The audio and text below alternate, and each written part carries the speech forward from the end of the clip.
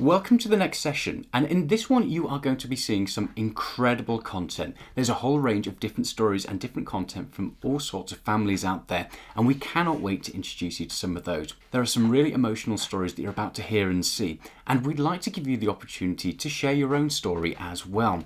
Soft UK is absolutely dedicated to bringing these stories that our families have to a wider range of an audience, so that way we can share the message and really help to further the cause.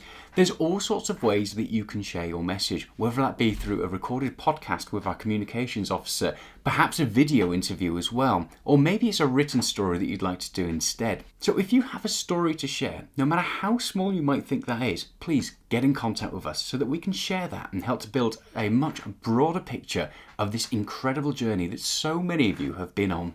As we build this library of stories, not only does it help to empower the story and the journey that you've all gone through, but it also helps other families as well who might find themselves in a similar situation to something that you've been through before. One thing that we hear from families who are new to their trisomy journey is that hearing these stories, reading them or watching them really helps to get them through that journey. It helps to answer so many of those questions that a lot of medical professionals just can't answer, and it helps them to feel that they're not alone. So by sharing your message, you'll be making such a positive impact on so many people in the future. Today's session is just a snippet of the stories that we've been collecting and working towards, and we will have so many more coming in the future. We've already got a lot in the pipeline as well, so make sure that you subscribe through whatever platform that you're watching us on today. And also, if you do have a story to share, please get in contact with us, because we would love to hear from you and be able to put that into action. Whether or not that's a podcast, a video, or a written story, whatever you're most comfortable with, we'd love to hear from you. Now here's a teaser of some of the work that we've done already and what your story might look like in the future. But I always say that I'm so grateful they didn't pick it up on Scan beforehand. Yeah. Because I probably would have terminated. I can't say that for definitely, and I don't want to offend anyone, but I know my mum was very worried when Saskia was born that it was going to break me as a person. And, we'd have probably had a lot of discussions.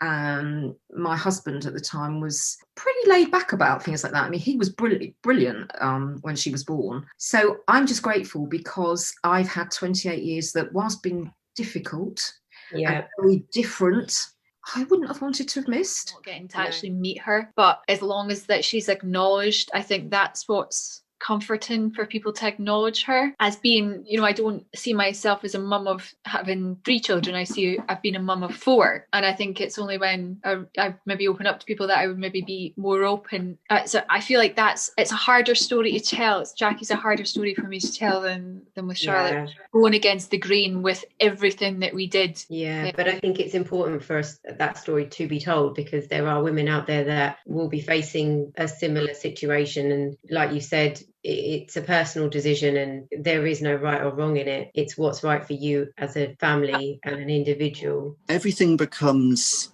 bigger as well, as in, like, if she does something, it's like, wow. Whereas with the others, you kind of just take it for granted. You just expect them to do stuff like walk and talk and that. Whereas if Darcy suddenly spoke or walked, it would just be mind-blowing. Their milestones are different, aren't they? Soon learn that they're going to do different things at different stages, or maybe not. So lucky to hold on to her for so long, because probably around the middle of the pregnancy there was 1 or 2 maybe moments where we thought, oh, what's going on here? Is this maybe us losing her?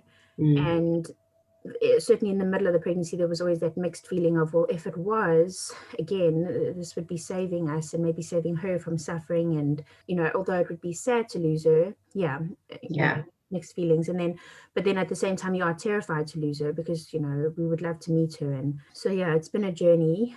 Certainly a lot of different feelings along the way and different fears and things. So well, she's actually just started preschool, so that's done her the world of good as well, because 4 afternoons a week she has got someone that's with her 2.5 hours for the whole 2.5 hours in her face, doing activities, painting, sensory room. So to a degree we've managed to get her to fulfill that need for her. When she comes home she's too tired to want to know us anyway, so she tends to sleep.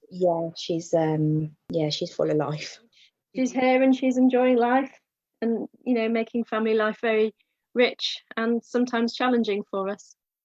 How was it at the beginning of the pandemic when we all got locked down? How did you all find that? Well, our beginning was quite difficult because we locked down a little bit before because Callie became unwell with a cold. It was a cold that lasted and lasted. So for about the first 5 or 6 weeks, she was really quite unwell and we couldn't get her better. And it was quite scary because it was obvious at that point that nobody wanted Callie to go to hospital. You might remember at the beginning, we didn't know how it was going to affect children, whether the hospitals were overwhelmed. We were imagining that all Callie's doctors might be seconded into adult care. We were imagining that if we took her, they might not treat her. There might not be capacity. So it was a really difficult start.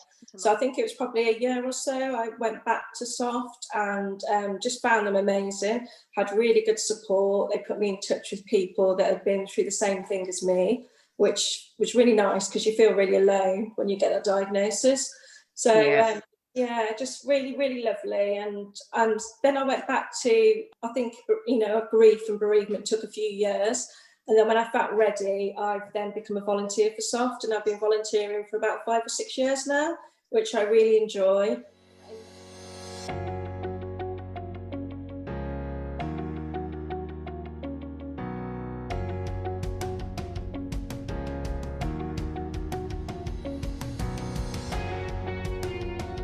It's not just about the content. We're also working on broadening our support channels as well.